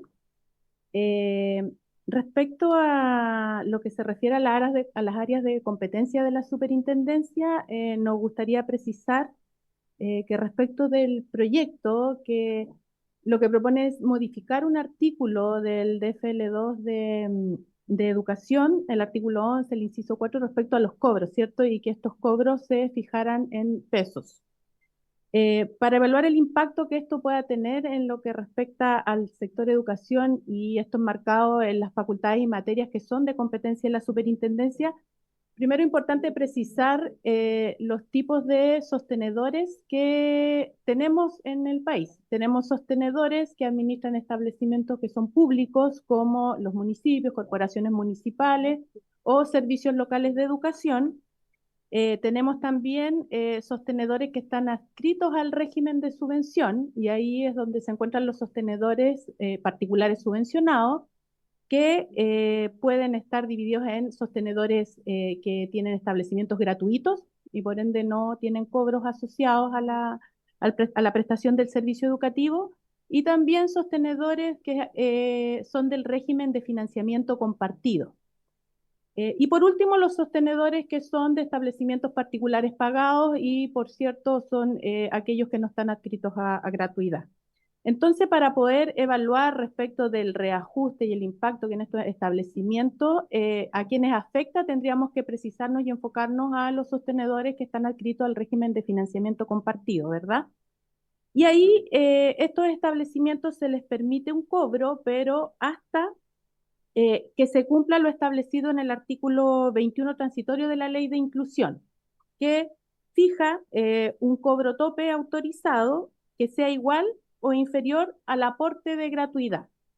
Entonces, mientras eso ocurre, mientras esto llega a nivelarse respecto del cobro de financiamiento compartido y el aporte de gratuidad lleguen a igualarse o sea inferior el cobro al aporte de gratuidad, ellos se les permite cobrar un aporte, y ese aporte tiene un tope máximo, que en su minuto se fijó en el 2015 de acuerdo a la Ley de Inclusión, y ese tope máximo era el valor que cobraban hasta ese minuto y se transformó en UF con el valor de la UF al 1 de agosto del 2015. Entonces, lo que el legislador indicó es, se fija el monto tope que tienen que cobrar, se congela este cobro al 2015, pero para respetar la reajustabilidad y poder, claro, se transforma con el valor de la UF al 1 de agosto del 2015. Entonces, esto tiene una lógica inversa.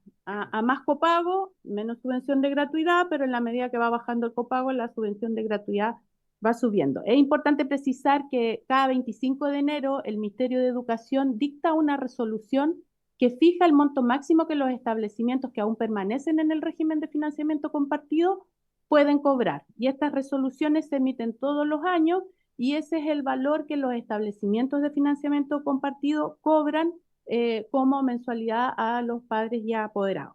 Y por último tenemos los establecimientos, como les decía, particulares pagados, que estos establecimientos en la normativa educacional no hay regulación respecto de sus contratos y los cobros, nosotros no tenemos facultades sobre ello, está en el marco de los contratos entre privados y no hay regulación respecto de su reajustabilidad, los montos, los cobros, no hay tope. Entonces, solo esto tendría que mirarse desde el punto de vista de los establecimientos que aún permanecen en financiamiento compartido, que son aproximadamente un poco más de 700 establecimientos hoy día en el país.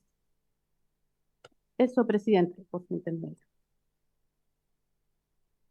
Muchas gracias, señora Margui. Ofrezco la palabra, diputadas, diputados. Perfecto. Bien, le agradecemos a ustedes por su presentación. Vamos a guardar, ¿cierto?, todos los antecedentes. Y el director, bueno, tenemos 5 minutos de director para usted todavía, así que muchas gracias, señora Margui, muchas gracias,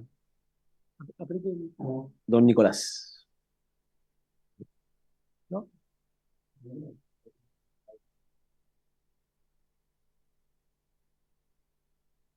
Gracias, presidente, por su intermedio y ver si entiendo bien la consulta que hizo la diputada Cid. En términos generales, sobre la base de contratos estándares, sobre la base de periodos más o menos estándares, sin considerar otros factores como el alza del precio base y otras cosas que pudieran afectar, para el consumidor es más conveniente la modalidad del reajuste sobre la base del IPC que la UF. Y eso fundamentalmente porque en el caso de la UF hay una capitalización diaria, hay un cálculo compuesto que otorga al consumidor una mayor carga financiera en un momento determinado, menor predecibilidad respecto de los cobros versus lo que es IPC, en el que son más espaciados en el tiempo, permite una mayor, dependiendo de la frecuencia que sea trimestral, semestral o anual, una menor carga financiera en un periodo de tiempo determinado y al mismo tiempo, por supuesto, una mayor claridad respecto de la proyección que puede hacer en ese periodo de tiempo respecto de eso. Entonces, incluso en términos económicos, según entiendo, hay una breve, en un periodo estándar, entendiendo que se aplica todo en la variación del IPC, termina siendo levemente más conveniente también el cálculo por IPC. No, por IPC que por UF. No sé si respondo bien, presidente. IPC por sobre la UF.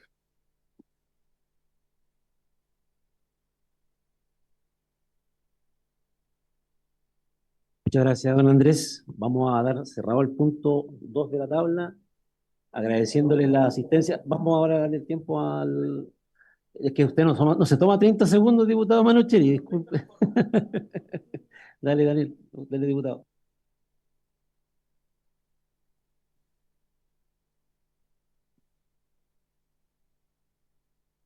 Presidente, solo como comentario respecto a lo que acaba de decir el director del CERNAC, creo que evidentemente se preguntó si era más barato en UF ni EPC.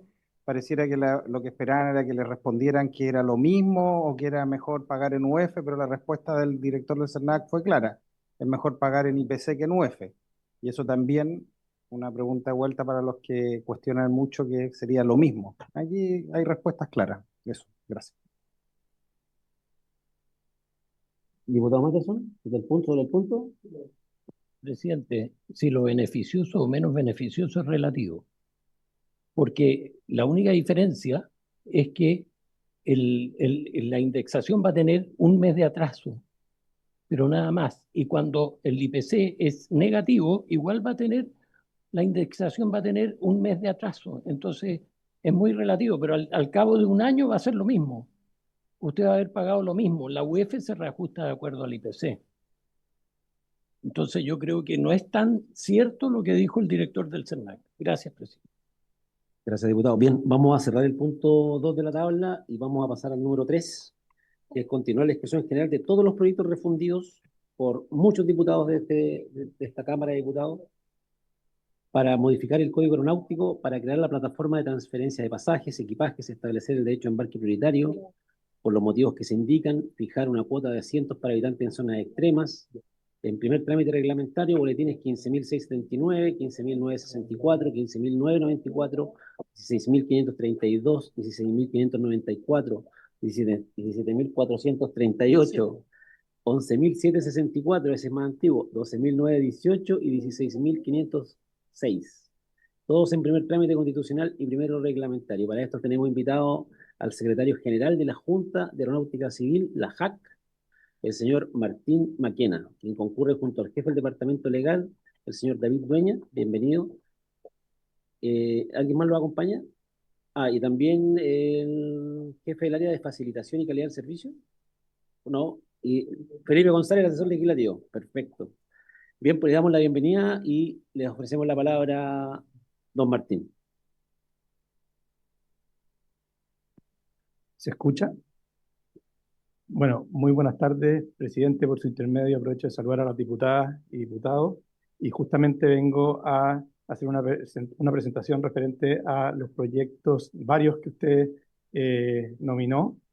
En primer lugar, me gustaría hacer una caracterización del transporte aéreo en Chile, que es un sector que fue fuertemente golpeado por la pandemia, que en el año recién 2024 terminó su recuperación con un crecimiento anual de un 13% respecto al 2023, llegando a 28 millones de pasajeros en 2024, y es un sector que ha crecido fuertemente.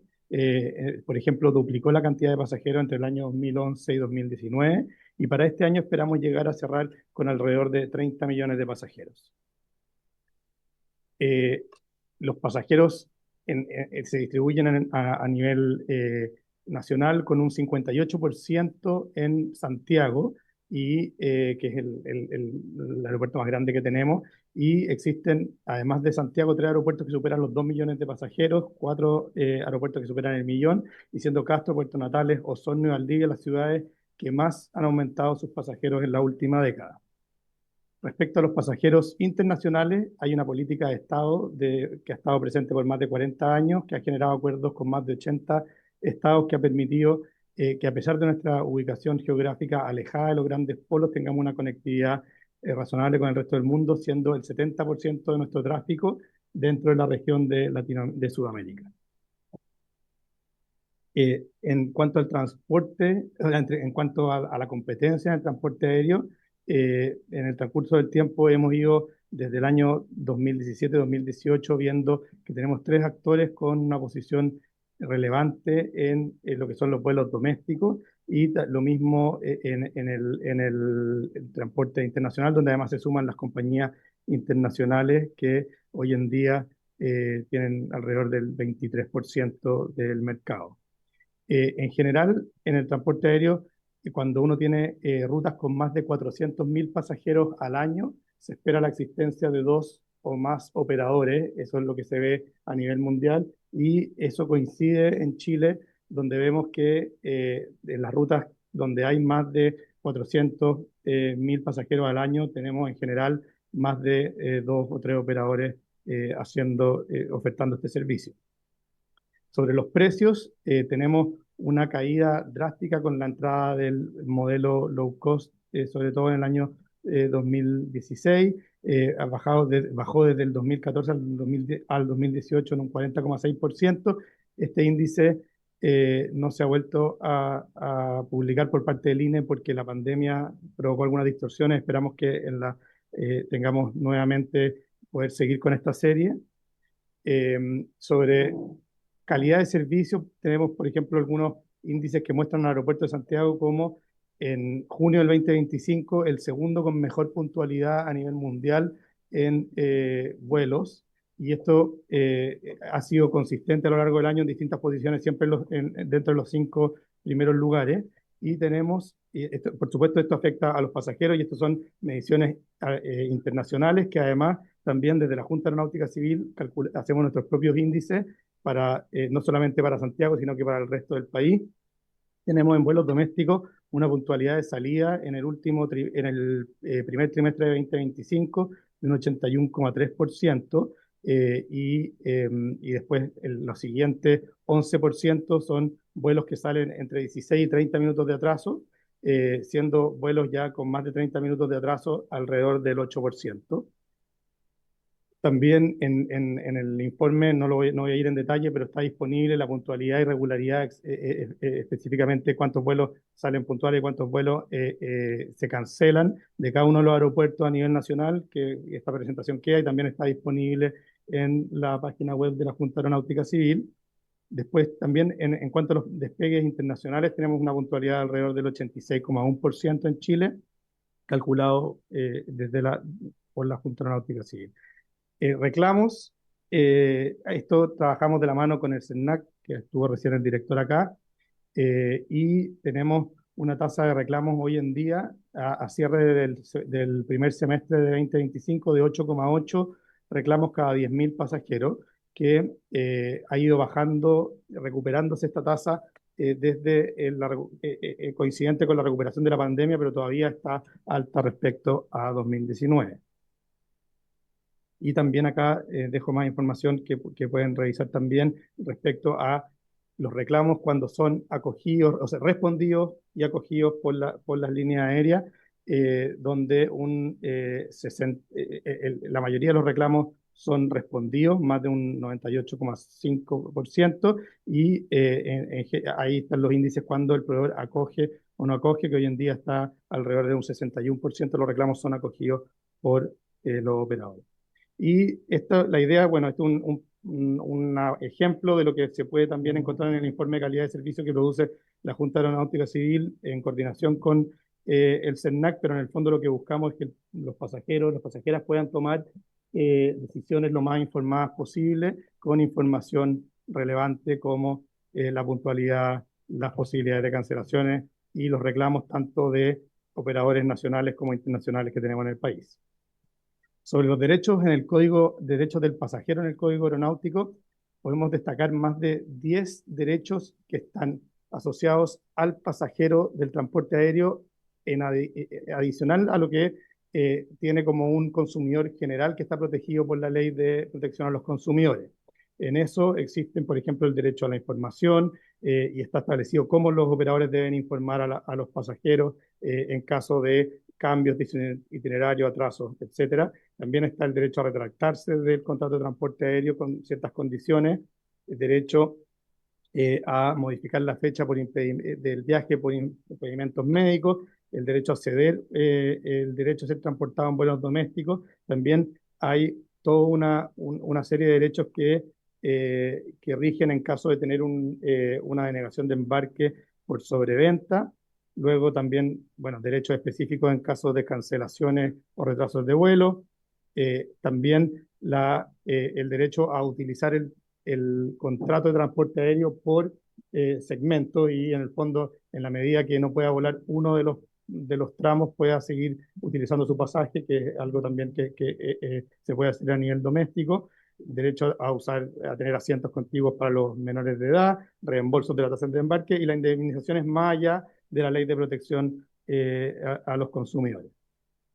Luego, sobre los proyectos de ley, nos permitimos elaborar algunos comentarios generales, como usted bien mostró, presidente, son varios proyectos y en general vemos que hay algunos conceptos que en los distintos proyectos están indeterminados o abiertos a interpretación, como razones de extrema urgencia, tarifas reducidas, billetes más convenientes y flexibles, espacio preferente, por ejemplo. Y adicionalmente, aun cuando fueran definidos, en algunos de estos proyectos no queda claro a quién le corresponde su calificación y fiscalización de que se estén cumpliendo estas definiciones. Luego, también es importante tener claro que la regulación aeronáutica chilena reconoce la libertad tarifaria como principal, como uno de sus pilares, sin que el Estado tenga competencias para fijar tarifas o precios. Algunas de las medidas propuestas ofrecen dudas respecto a al origen de su financiamiento, en la medida que parecieran obligar a los operadores a ofrecer determinadas opciones sin establecer una contrapartida económica. En el evento de que la implementación de alguna de estas reformas se base en subsidios o traspasos de recursos del Estado, habría que debieran ser de iniciativa exclusiva del presidente de la República. También hay que tener en consideración que hay modificaciones legales bastante recientes en la materia, las últimas de fines de 2021, que dificulta la evaluación adecuada de los resultados de estas modificaciones recientes. En general, se observa la necesidad de respaldar con mayores datos, antecedentes y estudios la existencia de la magnitud del problema que se aspira a resolver en las distintas mociones y la estricta necesidad de promulgar una ley como única y adecuada solución. También la información que hemos recopilado desde el punto de vista de la experiencia comparada, tratándose de temas que por su naturaleza tienen proyección global, no hemos encontrado suficientes experiencias comparadas. Aquí quiero solicitar a través de su intermedio, presidente, si podemos solicitar a la Biblioteca del Congreso que nos pueda ayudar en análisis de experiencias comparadas sobre las materias tratadas en las distintas mociones. Y tener presente que el transporte aéreo constituye un sistema internacional de redes que funcionan bajo principios comunes a nivel mundial, cuya similitud no es casual porque los estados, a pesar de ser soberanos de legislar en su ámbito, tienen cierta uniformidad en los temas de contrato de transporte aéreo a nivel internacional. También sería deseable contar con estudios sobre el potencial impacto que las reformas propuestas tendrían en tarifas, conectividad y oferta de servicios. Eso es bien importante en la medida que algunos proyectos podrían, o sería bueno conocer el impacto que podrían tener, sobre todo en las tarifas. Después, uno a uno, los proyectos. El primero sobre el que modifica el Código Aeronáutico para la plataforma de transferencia de pasajes. Tiene tres puntos principales. Primero, respecto a la plataforma para la transferencia de pasaje, queremos manifestar en primer lugar que es un concepto que tanto el endoso como el retracto están vigentes desde 2021 y por lo menos en la Junta de Aeronáutica Civil no hemos recibido mayores reclamos ni hemos identificado mayores trabas al ejercicio de este derecho. También queremos manifestar que si existieran datos que indiquen que se trata de un problema, queremos entender cómo esto podría primero abordarse de mejorar la aplicación y comunicación del derecho ya existente por parte de tanto de los consumidores como de los operadores. También no está claro el financiamiento de las nuevas plataformas que incluyen en el proyecto, lo que podría implicar un costo para el ejercicio de un derecho que hoy es gratuito. Y finalmente también hay que tener en cuenta la implicancia en seguridad y protección de datos que se discutieron previamente ya cuando se estableció el endoso en el año 2021. También hay un derecho a embarque prioritario en situaciones este proyecto también propone un derecho a embarque prioritario en situaciones médicas de suma urgencia. También queremos entender cómo se podría definir esa situación de suma urgencia y que no se contraponga con las normas especiales aplicables al vuelo de personas moribundas, descompensadas o en estado de salud grave, ya que esas tienen su tratamiento especial en el Decreto Supremo 369 del Ministerio de Defensa y además no pueden volar en un vuelo de pasajeros.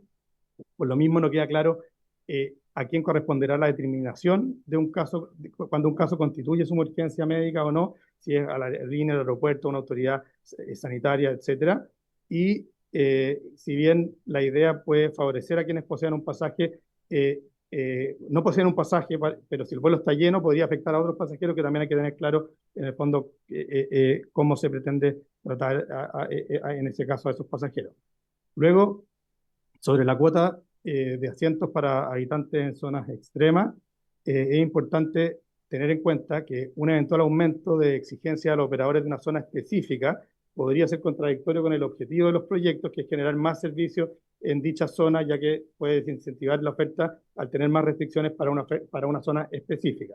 También vemos que el proyecto podría no relacionarse directamente con derechos del pasajero como consumidor, sino que pretende que ciertos pasajeros accedan al transporte aéreo en determinadas condiciones a través de una tarifa fija, la cual podría canalizarse tal vez a través de autoridades locales mediante la compra de pasajes para estos fines. En este caso, proponemos que para concretarse lo anterior debería establecerse un mecanismo de financiamiento para su operación, que ya sea a través de subsidios u otro sistema, y que dicho instrumento debería establecer las reglas para definir cuál es el número de asientos que se deben reservar, determinar quiénes van a ser los beneficiarios de esta política, así como quién será la autoridad encargada de materializar este beneficio. Respecto a este proyecto del 15.964-03, que tiene un nombre más general, pero lo que propone es que los pasajeros de un vuelo cancelado sean subidos en el vuelo inmediatamente posterior, independiente de si es o no el mismo operador el que va a hacer el vuelo en esa ruta. Sobre esta idea, este proyecto presume que hay una capacidad constante de disponibilidad de vuelos y asientos en la misma ruta. Sin embargo, en la práctica no todas las rutas tienen más de una frecuencia de aire, sino que en muchos casos se produce una vez al día o menos. También es importante tener claro que según los factores de ocupación que mide la Junta de Aeronáutica Civil, que son alrededor de un 82% en los vuelos domésticos, una cancelación puede afectar de forma simultánea a 150 o más pasajeros, lo que en la práctica dificulta la concreción de esta idea, ya que habría que priorizar sobre ciertos pasajeros, favoreciendo a uno y perjudicando a otro, sin tener claro a cuáles serían los que se beneficiarían. Sin embargo, nos parece razonable que si en otro vuelo hay asientos disponibles hacia el mismo destino y en un horario posterior, se busque una fórmula para acoger a algunos de los pasajeros cuyo vuelo fue cancelado, pero sí definiendo de qué forma los operadores podrían coordinarse para concretar este derecho sin alterar el principio de libertad contractual ni facilitar la colusión. Sobre el proyecto conocido como Devuélveme mi pasaje, la opinión de la Junta en este tema es que el tema de la devolución con menores restricciones fue tratado ampliamente tanto en el año 2015, año 2021, en todas las últimas modificaciones al Código Aeronáutico, y en todos, y se estableció así un derecho a retracto con ciertas cláusulas, y debido a que se tomó en cuenta que el modelo de negocios de low cost se basa en la optimización del uso de la capacidad de la aeronave bajo el revenue management, lo que no es viable con este tipo de regulaciones que permiten la devolución del pasaje. En el momento este modelo de segmentación de oferta no es exclusivo de la industria aérea y se utiliza de forma similar, por ejemplo, en hoteles, parques temáticos, arriendo de autos y otras industrias, donde se cobra más a los consumidores que están dispuestos a tener un contrato más flexible y se cobra menos a consumidores que están disponibles a tener un contrato con más restricciones. Sobre el artículo 131.3 del Código Aeronáutico ya reconoce el derecho a retracto, como había dicho anteriormente, permitiendo al pasajero desistir del contrato de transporte aéreo dentro de ciertos plazos y condiciones con un reembolso del 100%, incluyendo las tasas, sin perjuicio que mejores condiciones que pueda ofrecer el operador en cada caso. También el Código Aeronáutico ya reconoce el derecho a cambiar la fecha de un vuelo nacional o internacional o simplemente retractarse de ello por razones médicas, dando aviso en cualquier momento antes del vuelo y presentando un certificado médico al operador dentro de las 24 horas siguientes. Y como también comentaba anteriormente, es importante en este proyecto analizar los posibles impactos en la conectividad y en las tarifas. Sobre el proyecto de ley para establecer mayores indemnizaciones o cancelaciones o retrasos imputables a la empresa, se valora en este proyecto que simplifica, en vez del uso de una tabla relacionada al kilometraje y el tiempo de espera, una forma que compensa a los pasajeros entre 80 y 800 mil pesos aproximadamente. Este proyecto propone una forma de calcular más simple, de un 1,5% del valor del pasaje, lo cual se valora y creemos que se debería poder estudiar. Pero sí, este proyecto diferencia lo que son los pasajeros afectados por denegación de embarque o por cancelación, que no vemos la diferencia de tener distintos regímenes, porque al final lo que en ambos casos es un pasajero que no pudo viajar y que no se le cumplió su contrato de transporte. Entonces debería ser similar el tipo de compensación.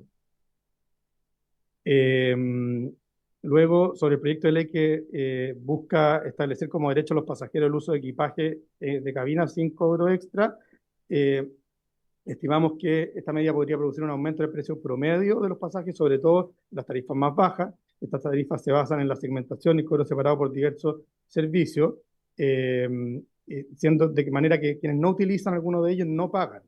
En las aerolíneas tradicionales, el pasajero sí paga en el fondo por todos los servicios, sea que los use o no los use. Sin perjuicio de lo anterior, este es un tema que vemos que a nivel internacional se está discutiendo. En Brasil se tomaron medidas similares con respecto al equipaje de cabina, de bodega, que también después fue un proyecto que fue vetado por el presidente de Brasil. Luego, pero también se está discutiendo en el Parlamento Europeo, donde se está discutiendo una propuesta para que los viajeros puedan llevar 2 bultos de cabina gratis, el ítem personal como una cartera o mochila y un ítem de hasta 7 kilos. Sobre estos 2 proyectos que los vamos a comentar en conjunto porque van al mismo tema de la prohibición de venta de sobrecupos. Queremos establecer que esta industria posee ciertas características que hacen que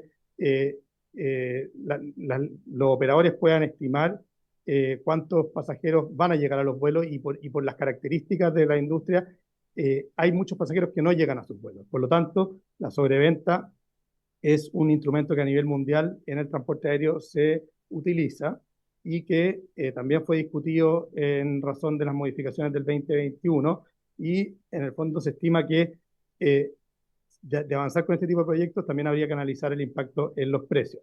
A modo de ejemplo, están los datos de Estados Unidos del año 2016, donde solo un 0,07% de los pasajeros aceptaron recibir una compensación voluntaria por un cambio de pasaje, mientras que solo un décimo de esta cantidad fueron denegados involuntariamente. Entonces también hay un mecanismo que sucede antes de la denegación involuntaria, que es este proceso de negociación que a veces las líneas aéreas operadores ofrecen a los pasajeros quienes aceptan voluntariamente ser compensados con otras alternativas porque tienen menos necesidad de viajar de manera urgente y prefieren recibir una compensación por no subir a ese vuelo. También uno de estos proyectos propone impedir el ejercicio del fraccionamiento y eso, como dije anteriormente cuando me refería a los derechos que ya existen, el artículo 133H del Código Aeronáutico ya permite el fraccionamiento en el transporte aéreo doméstico. Por lo tanto, en el fondo lo que propone este proyecto ya está contenido en el Código Aeronáutico. Y sobre las nuevas sanciones propuestas, es importante que se coordinen las propuestas sobre el aumento de sanciones de modo de evitar afectar el principio de proporcionalidad.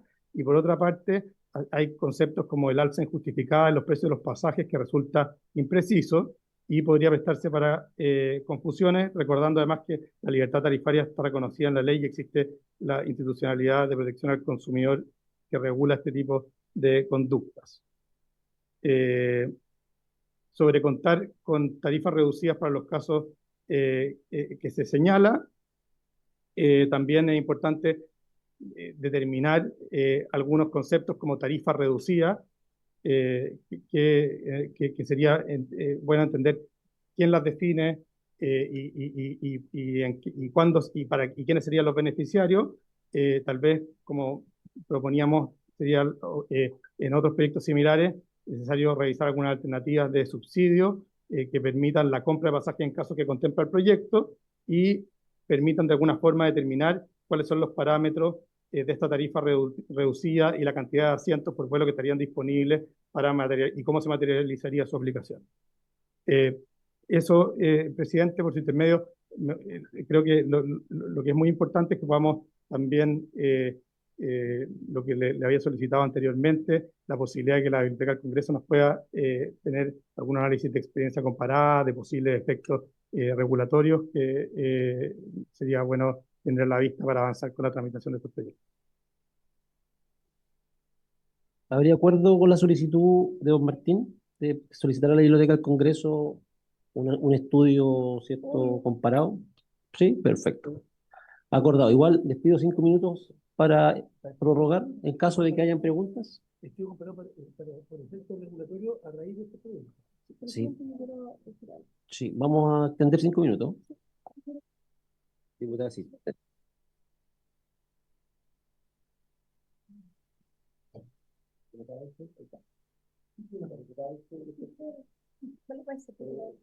Súper breve.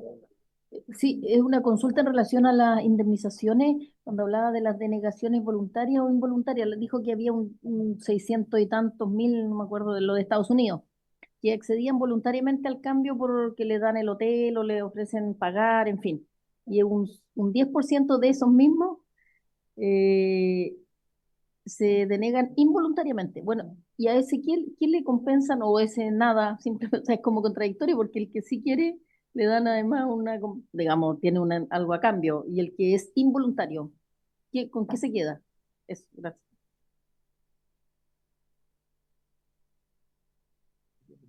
Sí, muchas gracias, presidente. Yo la verdad que quisiera solicitar en este proyecto específicamente y en el proyecto anterior que venga la economista Michelle Lavey a hacer una presentación en ambos casos. ¿Ya? Muchas gracias. ¿Sí?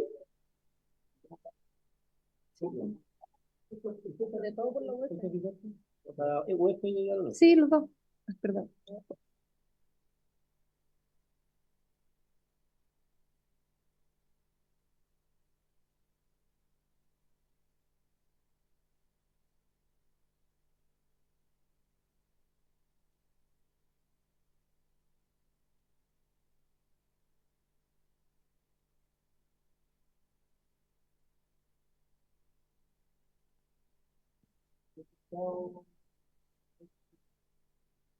Presidente, no, solamente para solicitar consultar cuáles son los plazos para las indicaciones respecto al proyecto que ya aprobamos en general, para que pudiesen fijarlo y pudiésemos presentar las indicaciones sobre eso. No obstante, podamos seguir escuchando a la gente. Sí, me da la palabra. No, yo respecto. Ahí sí, presidente. No, yo respecto a este proyecto de las líneas aéreas, a mí me gustaría consultar cómo esto impacta, porque aquí hemos hablado de las aerolíneas comerciales que se desplazan a lo largo de Chile, pero no, por ejemplo, por llamarlo así, las regionales. Entonces, no sé qué impacto tiene todo esto en esas aerolíneas, porque esto va a regir para todo. En mi región hay aviones que van efectivamente, por ejemplo, de Puerto Montt a Chaitén, de Puerto Montt a Melinca, a Futa, a Palena y a otras comunas. Entonces, son aerolíneas 3, 4, empresas pequeñas que se dedican a esto, y cómo justamente este tipo de proyectos también se va a aplicar a ellos. Entonces, cuando uno dice, claro, no hay cupo en un avión, hay que en otro, el tema de las maletas, hay otras lógicas que operan en esos vuelos que también van a tener un impacto. Entonces, me gustaría también que no olvidemos, ¿cierto? Porque me imagino que el resto de las regiones también puede tener esta industria, sobre todo en el norte, me imagino, estoy especulando en cómo impacta en aquello.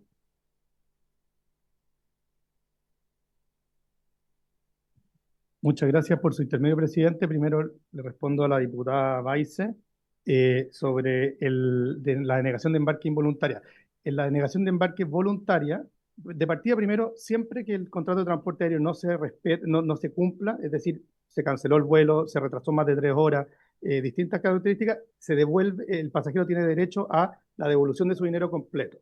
Y después, en algunos casos como la denegación de embarque, etcétera, está la compensación o indemnización. Y ahí en los casos voluntarios se llega a un acuerdo entre el operador y el pasajero que acepta una indemnización voluntaria.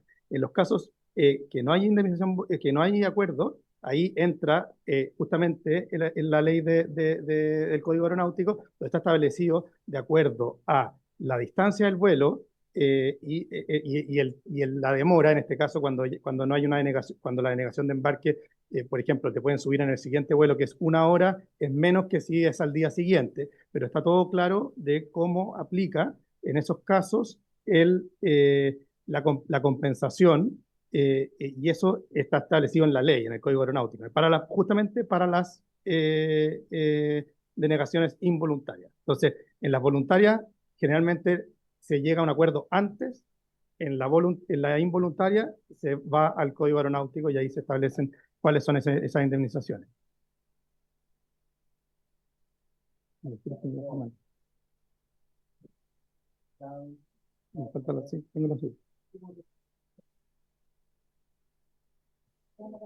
Sí, diputada Baice. Ocurre que esto cuando es porque no pudo volar, porque hubo algún retraso, o sea, me estoy pensando en que, claro, le dan una alternativa, pero estoy pensando cuando en Temuco creo que estuvieron 2 días o 3, 2 y medio creo, una familia, 14 personas, con hijo y todo, no sé si eso es o sea, te dan una alternativa, pero ¿cuál? O sea, está regulado el vuelo siguiente, ¿cuál era ese? ¿A 2, 3 días pasaron al aeropuerto? Eso es ese es un tema que, bueno, no es ahora, ya estamos concluyendo, pero le voy a poner harta atención, porque creo que eso no, ahí se pasan por sobre los derechos del consumidor de todas maneras. Gracias.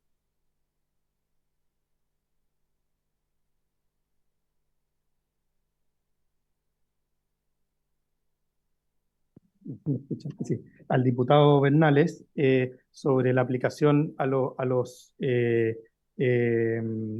líneas aéreas de menor tamaño.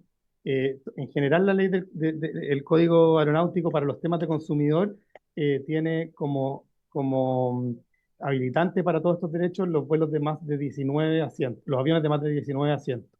Entonces ahí va a depender el tamaño de las compañías, si aplican o no aplican. Pero eso está definido en las indemnizaciones y en los derechos del pasajero producto de retraso, 19 asientos. Agradecido, don Martín, a usted y a quienes le acompañan por su presentación. La vamos a guardar, ya está compartida en el grupo de los parlamentarios, así que muy agradecido. Y por haberse cumplido el objeto de esta sesión, esta se levanta.